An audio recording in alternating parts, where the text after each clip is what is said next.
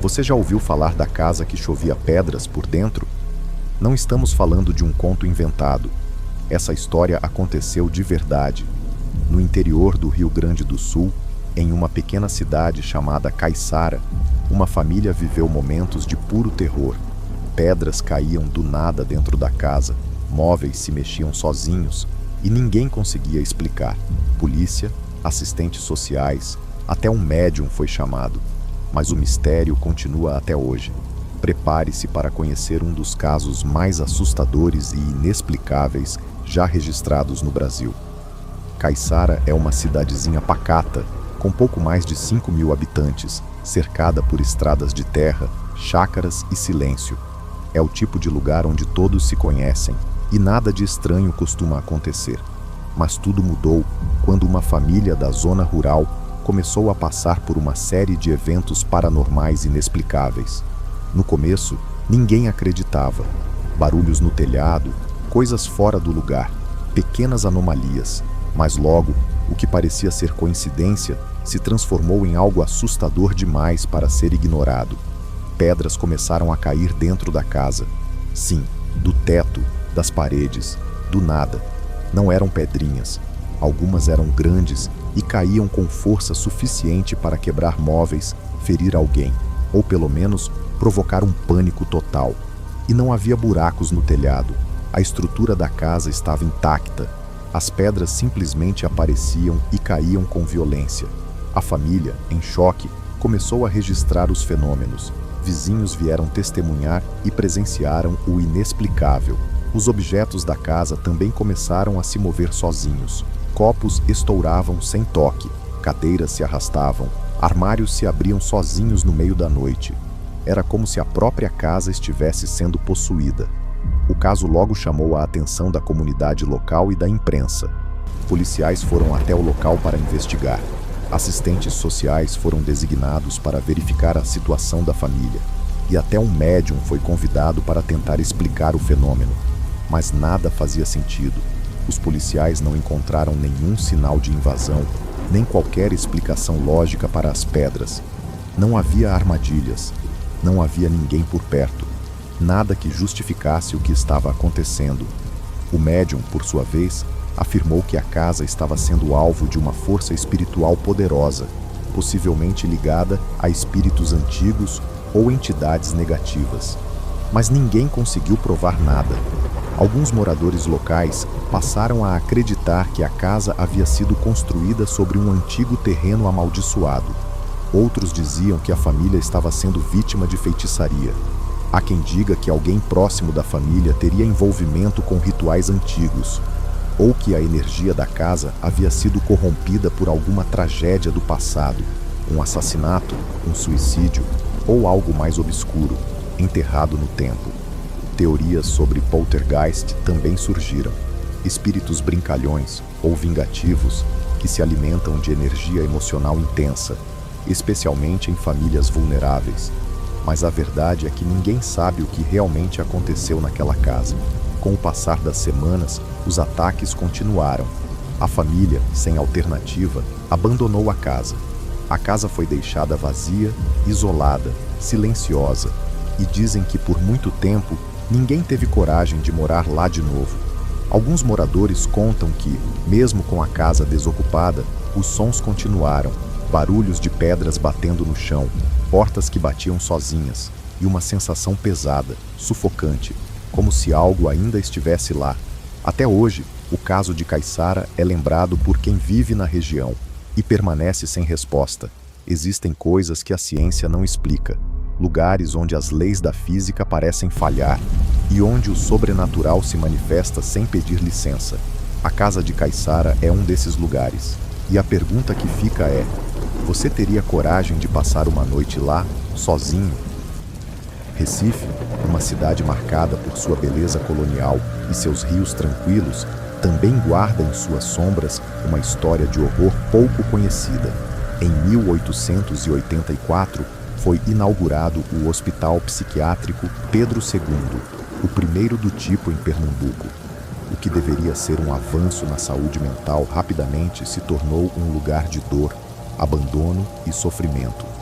Pacientes eram internados em condições desumanas, trancados em celas escuras e frias, submetidos a banhos gelados, choques elétricos e isolamento extremo. Muitos sequer sabiam por que estavam ali. Homens, mulheres e até crianças foram esquecidos dentro daquelas paredes. Para a sociedade, era como se eles tivessem deixado de existir. Com o tempo, surgiram rumores inquietantes. Gritos eram ouvidos durante a madrugada.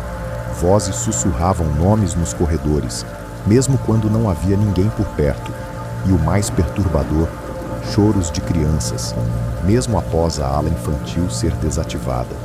O hospital deixava de ser apenas um local de abandono e passava a ser evitado, temido. Uma das histórias mais conhecidas é a da enfermeira da lamparina.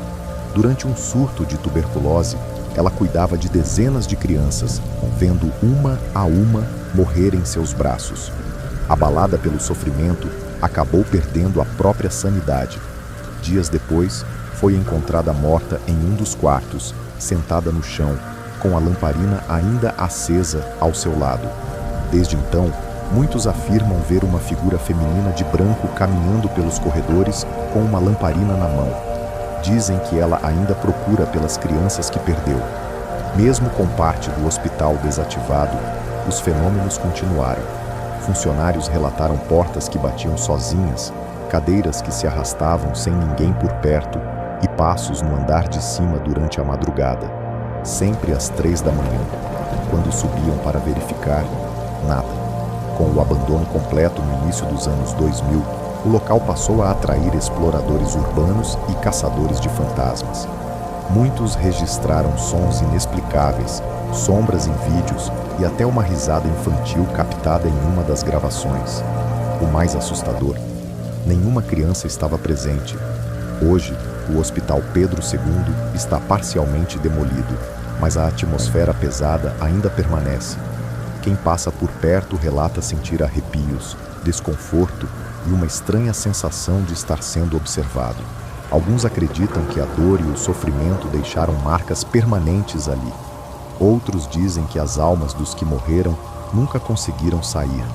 Talvez o que restou daquele hospital não sejam apenas ruínas, mas também ecos de gritos que o tempo não conseguiu calar.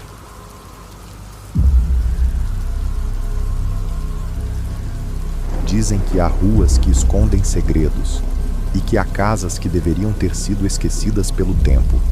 A Casa 56 é uma delas. Uma construção antiga, de 2 andares, janelas altas e uma fachada que já foi branca, mas agora carrega o peso de décadas de abandono. Quem passa por lá durante o dia talvez não perceba nada de incomum, mas à noite tudo muda. A história começa há mais de 30 anos, quando um homem chamado Anselmo passou a viver ali.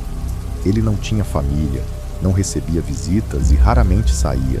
Os vizinhos contavam que nos primeiros anos ainda era possível vê-lo sentado na varanda, fumando e olhando fixamente para a rua, como se esperasse por alguém.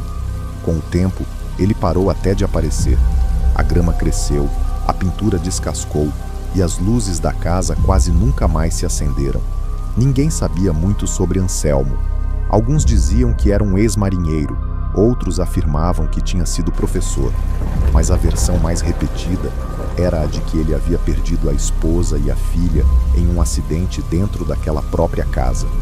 O que aconteceu de fato nunca foi confirmado, porque Anselmo não falava com ninguém sobre o passado. Ainda assim, os vizinhos juram que, nas madrugadas mais silenciosas, era possível ouvir conversas vindas de dentro da casa, conversas entre um homem e uma mulher, às vezes acompanhadas pela risada de uma criança. O problema é que todos sabiam que Anselmo vivia sozinho. No inverno de 1994, algo estranho aconteceu. Um cheiro forte, quase insuportável, começou a se espalhar pela rua. Os vizinhos chamaram a polícia, que arrombou a porta da Casa 56. Lá dentro, encontraram Anselmo caído no chão da sala, já sem vida. O relatório oficial dizia que ele havia morrido de causas naturais, mas quem esteve lá dentro conta uma história diferente. Dizem que o corpo estava cercado por objetos antigos, brinquedos, uma boneca de porcelana com o rosto rachado, fotografias antigas espalhadas pelo chão e, o mais perturbador, 2 pratos servidos na mesa da cozinha, com comida ainda quente. Depois da morte de Anselmo, ninguém mais quis morar ali. A casa foi colocada à venda várias vezes, mas toda tentativa de compra terminava de forma estranha. Os interessados desistiam de repente, muitas vezes sem dar explicações. Alguns diziam ter pesadelos constantes depois de visitar o imóvel. Outros relatavam ouvir uma voz chamando seus nomes enquanto caminhavam pelos corredores. Um corretor, que preferiu não se identificar, contou que certa vez levou um casal para ver a casa durante o dia. Enquanto subiam as escadas, ouviram passos vindos do andar de cima. Pensando que talvez houvesse algum invasor, o corretor subiu rápido, mas encontrou todos os cômodos vazios. O casal saiu sem dizer uma palavra e nunca mais retornou. Com o passar dos anos, a casa começou a atrair curiosos e exploradores urbanos. Alguns entravam para gravar vídeos, outros apenas para alimentar a própria coragem. A maioria não ficava mais do que alguns minutos. Há registros na internet de pessoas que dizem ter captado vozes sussurrando, batidas nas paredes e até vultos se movendo entre os cômodos. Um desses vídeos, postado há cerca de 5 anos, mostra algo perturbador. Enquanto o explorador filmava a cozinha, a porta de um armário se abre sozinha, lentamente. Logo depois, uma cadeira se arrasta alguns centímetros, como se alguém invisível estivesse puxando-a. O vídeo termina bruscamente e o autor nunca mais postou nada. O que mais intriga é que, apesar de todo esse tempo, a casa parece não se deteriorar como deveria. A madeira do assoalho ainda está firme, as portas e janelas continuam no lugar, e até a mobília parece quase intacta. É como se o tempo lá dentro passasse de forma diferente, ou não passasse. Alguns acreditam que isso tem ligação com o último dia de Anselmo, aquele em que encontraram comida quente na mesa. Como poderia haver comida recém-preparada se, segundo a perícia, ele já estava morto há pelo menos 3 dias? Quem preparou aquela refeição? Um ex-vizinho, já idoso, conta que na noite anterior à descoberta do corpo, viu pela janela algo que nunca esqueceu. Anselmo estava na varanda, mas não estava sozinho. Ao seu lado, uma mulher segurava uma criança no colo. O homem achou que fosse imaginação, já que conhecia Anselmo há anos e sabia que ele não tinha visitas. No entanto, ele jura que as figuras pareciam sólidas e reais, e que todas 3 o olharam fixamente antes de entrar na casa e fechar a porta. Hoje, a casa 56 continua lá, intocada, como se esperasse o próximo morador. A rua se transformou, novos prédios surgiram, mas aquela construção permanece imóvel, com suas janelas escuras observando quem passa. Às vezes, de madrugada, motoristas que cruzam a rua dizem ver uma luz fraca acesa no andar de cima e, em raras ocasiões, uma silhueta parada na janela, imóvel, como se assistisse a vida continuar lá fora. Muitos acreditam que o espírito de Anselmo ainda está ali, preso a alguma lembrança ou à tragédia que destruiu sua vida. Outros